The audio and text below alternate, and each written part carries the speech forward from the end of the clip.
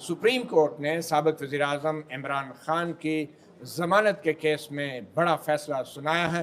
9 मई के मुकदमात के हवाले से इमरान खान पर बड़ी साजिश का जो इल्ज़ाम था, सुप्रीम कोर्ट ने उस इल्ज़ाम का जायज़ा लिया, दलाइल सुने और साबिक़ वज़ीर-ए-आज़म इमरान खान को 8 मुकदमात में 9 मई के मुकदमात में ज़मानत पर रिहा करने का हुक्म दिया है। हमारे साथ मौजूद हैं एडवोकेट सलमान अकरम राजा, सेक्रेटरी जनरल पाकिस्तान तहरीक-ए-इंसाफ। सलमान राजा साहब, ये एग्जैक्टली इल्ज़ाम था क्या और सुप्रीम कोर्ट ने जो अपीलों की दरख्वास्तें मंजूर की हैं, इसका मतलब क्या हुआ?